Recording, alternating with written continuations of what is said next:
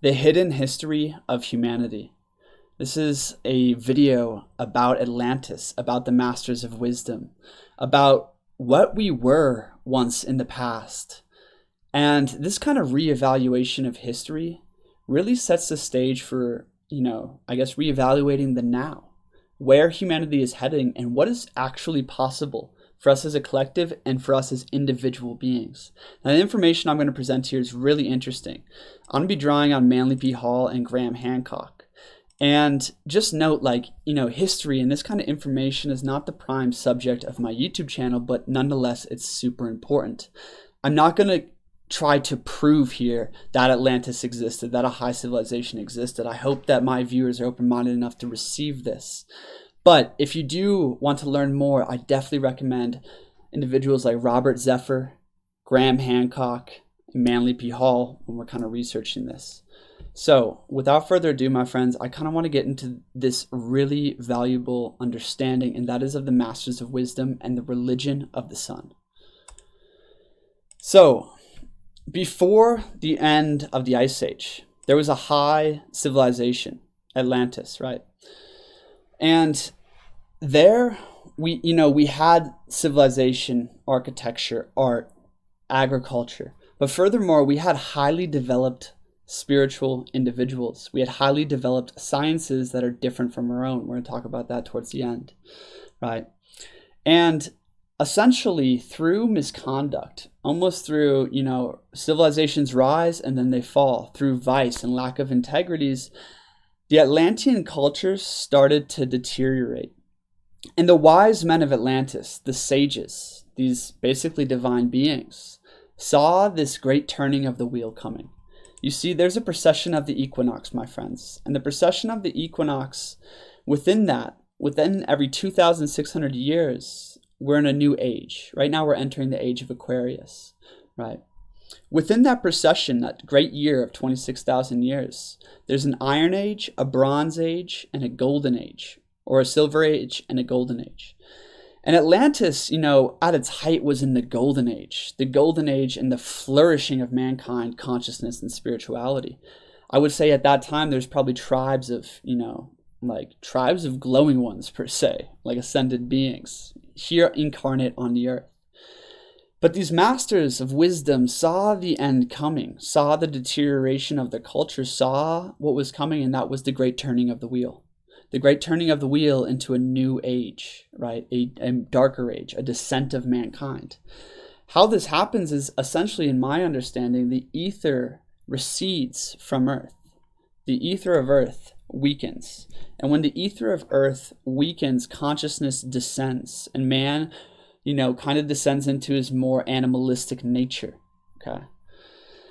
So with this great turning of the wheel, what the masters did was we have to go create time capsules of this ancient wisdom and furthermore establish civilization in other places than Atlantis, because Atlantis is going to fall. This is the end, right?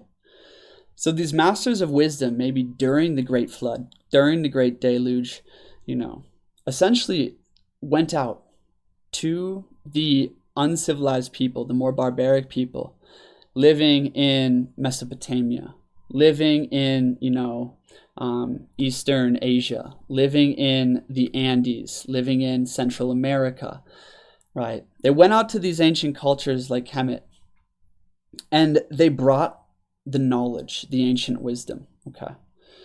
Now, this story of the Great Deluge, this Great Flood, and this high civilization that essentially sent out missionaries and, immigrated its people to different cultures is literally held in mythology and tradition all around the world, okay? So I'm going to get into the 7 masters of wisdom, the 7 sages, and the bringers of civilization. But first, I want to play 2 clips. One is from Manly P. Hall, and one is from Graham Hancock. Let's hear a story from Manly P. Hall to begin with.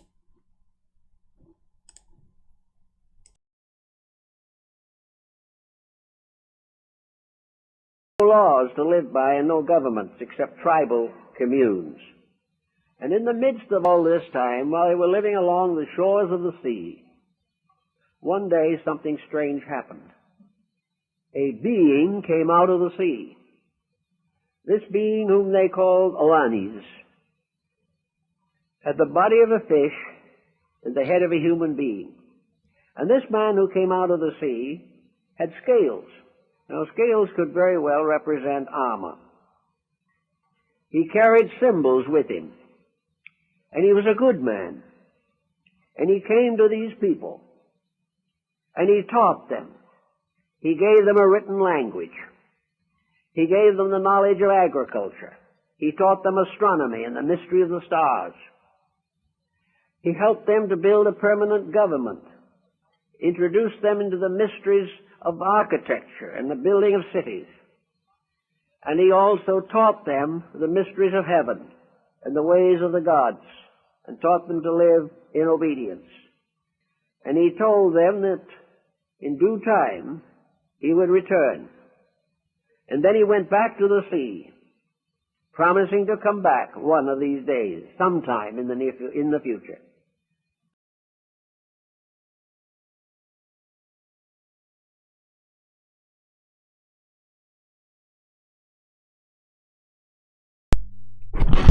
So there we heard Manly P. Hall talking about an ancient civilization on the shores of the sea. And this man rose out of the sea wearing scales, fish symbolism around him, right? And essentially brought them civilization out of nowhere, okay? The interesting thing about this story, as Manly P. Hall says in just a little later in this video, is that this story, the people coming out of the sea wearing scales or carrying a fish, is literally reflected in traditions, stories, mythology, and sculptures of cultures all over the world, right? This fish symbolism. Okay, we're going to get into this one in a little bit here when I play a Graham Hancock clip, but this symbolism of the fish, right, coming out of the sea, and essentially just like bringing all this knowledge and teaching the people, and the people, these primitive people, looking at this man as a god, because he's coming out and he's most likely possessing occult powers and godly wisdom, but furthermore has high technology of who knows what, of some kind of energy devices and transportation and knowledge of astronomy and agriculture, and brings all this to these people. Okay, this story, right, is super fascinating. Okay, that story, well, we're going to get into the 7 sages of Sumer and the 7 rishis in a second. But that story is also reflected in the archaeology we're discovering these days, right? I'm sure a lot of you have heard of the place called Göbekli Tepe, right? There's a lot of channels that cover this much more in depth than me, but I'm just trying to hammer home the point of the Masters of Wisdom. Okay, Göbekli Tepe. Essentially, the site was found that was, dated to be 11,600 years old, which blew archaeologists and anthropologists off the walls because civilization wasn't supposed to exist until about 6,000 years ago. The thing about 11,600 years ago was that was during the Younger Dryas period, which was almost like a mini ice age and also a mini golden era. A mini golden era in the sense that these masters of wisdom came out of falling Atlantis that sank under the seas when the ice caps melted, right? These masters of wisdom came out to these places and established all of this knowledge, established new temples, basically time capsules of wisdom, and established civilization, right? That was like 12,000 to 11,600 years ago. And in that time, we see these sites, these ancient sites, rise out of nowhere. It wasn't like primitive man, hunter and gatherers, foraging for berries and nuts and killing animals, all of a sudden got together one day and moved, 1,000-ton stones into perfect alignment with astronomy and the stars and developed agriculture out of nowhere. No, that was brought to man. That was brought to man from another high society. Göbekli Tepe was all of a sudden came out of nowhere with no previous historical record of civilizations around 11,600 years ago, right? The Sphinx, also, you could date that back, to 11,600 years ago, 12,000 years ago, when on the eastern horizon during the vernal equinox, the sun was rising in the age of Leo. That's why there's a lion facing that way. And the pyramids of Egypt align with the constellation of Orion at that time. right? So this is evidenced in many different sites, right? I'm no archaeologist, I'm no expert here, but essentially I'm saying that these masters of wisdom came 11,600 years ago, right? And perhaps in succeeding cycles to different places in the world as they spread this knowledge. Their goal was seeing that humanity was about to descend deep into the Dark Ages, right? They wanted to establish time capsules of ancient wisdom. They wanted to establish these megalithic sites, right? They wanted to establish religions that would give birth to future messiahs or glowing ones or wisdom bringers that would continue to progress and carry the sacred flame through the Dark Ages. Okay. So let's listen to Graham Hancock briefly.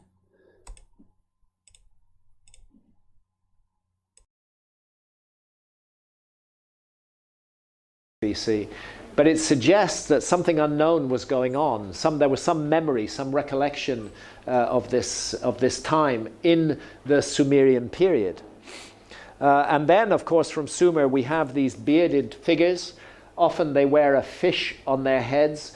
They're the figures who bring civilization to Mesopotamia. They're associated particularly with an entity called Oannes.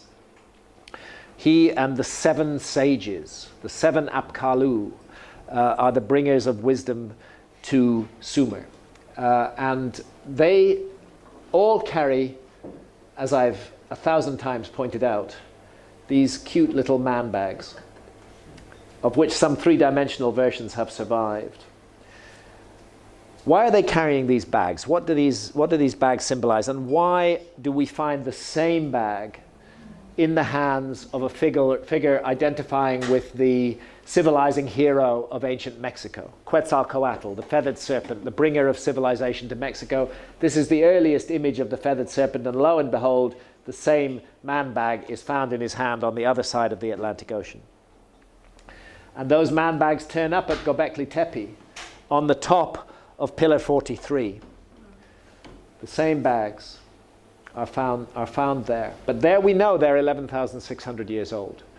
I think that we're looking at the symbol of, let's call it a brotherhood, some kind of initiatory group who went around the world and used this as their symbol and who brought the gifts of civilization, as is told in so many myths. I'm going to